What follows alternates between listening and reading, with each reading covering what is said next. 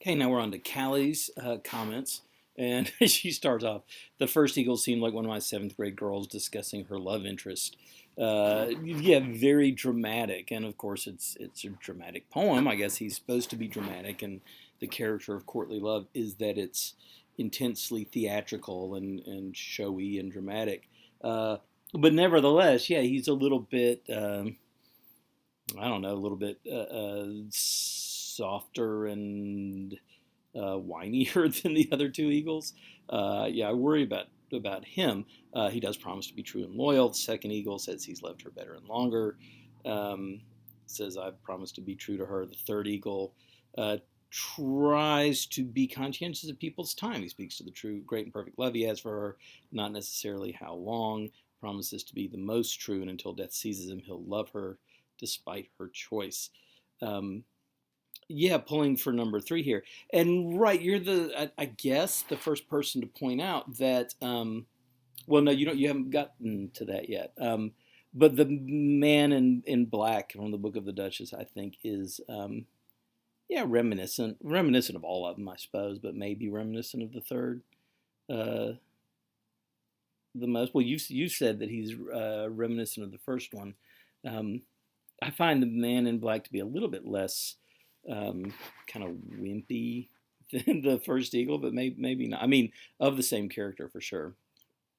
Yes, and you're the one who thought of Dante when you saw the inscription, the wicked inscription on the gate of love, as opposed to the happy one.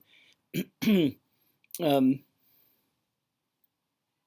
yeah, how much do we want to Christianize this? I mean, it's well worth asking and discussing. I mean, it's a pagan garden. It's the Garden of Venus. It's meant to be part of a pagan, non-Christian pantheon. On the other hand, Chaucer certainly is using the pagan ideas as symbols, whereas his concepts of Christianity are going to be literal to him. So I don't know. Now, the capitalization, I would be cautious about the capitalization of words and reading too much into it. I think Grace here is being sort of a muse, a goddess kind of thing. All the capitalization decisions have been made by editors, though. Chaucer probably, and again, we don't have his handwriting, but probably would have capitalized all of his nouns. We don't really stop capitalizing nouns in English until the printing press comes in, and then there's kind of an economic motivation that lowercase letters take up less space, so you can get more words per line if you're not capitalizing every noun. So that's not going to be until the 1500s that becomes kind of an issue. So I'm always really wary of pointing too much to spellings or punctuation or capitalization in medieval works, because generally that's something that an editor has added, which doesn't mean the editor is wrong to add it, but it just means it's not necessarily an authorial decision. But this 23rd Psalm, yeah, I mean, this kind of place is called a locus amoenus, which is Locus, and then Amoenus, locus amoenus. It's Latin. It just means a pleasant place, but there is this very sort of standard locus amoenus that you get in Courtly Love that's going to look like this garden, and certainly it can be biblical. You mentioned the 23rd Psalm, and of course Eden is the other garden that we're going to think about when we think about that. But it's also very much taken from the garden in Romance of the Rose, which was a French poem written around 1070 to 1100. So I don't know. I certainly want to see Christian reflections and echoes in Chaucer, but I would be cautious about doing it in this particular poem. We're going to see a lot more in the Canterbury Tales that we can talk about a little bit more vigorously without going out too much on a limb. Number three, has he learned a certain thing? And like you said, if he's learned a specific thing, he might have learned that love is predictable, i.e., it is uncertain. So the only certainty is uncertainty, and I think that's pretty much par for the course with Chaucer here. That love, right? He's not going to find a solid, concrete thing, because there's not a solid concrete thing, as you say. And in fact, the Temple of Venus goes to great lengths to kind of dramatize the ways in which love is uncertain.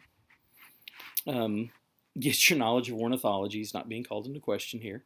Um, you don't really necessarily seem to see an organizing principle, but it's interesting that you use the word class.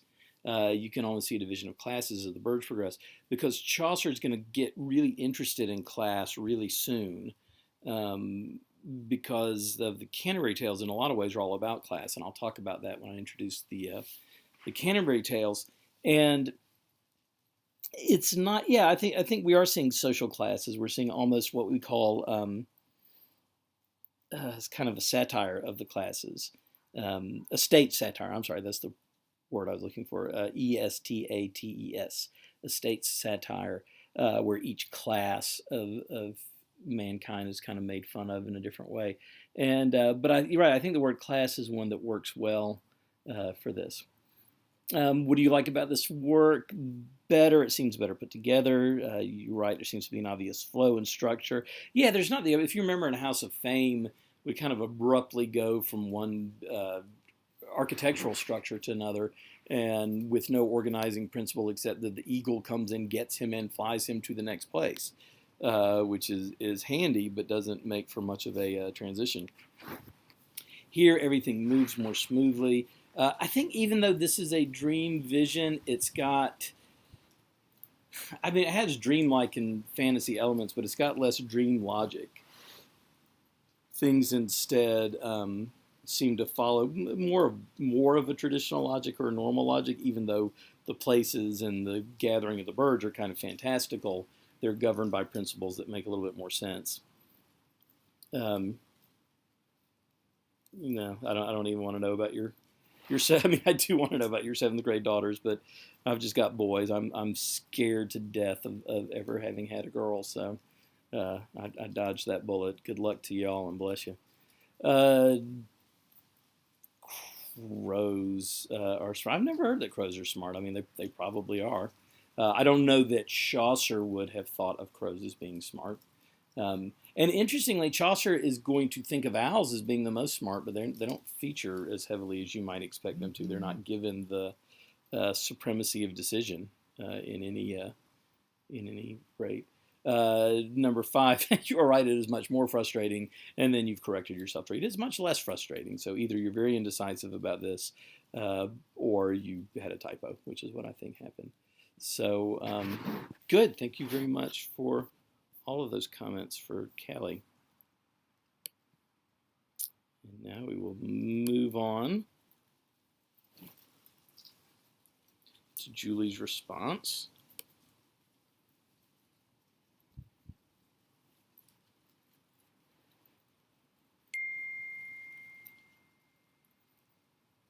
All right, I tell you what, we will.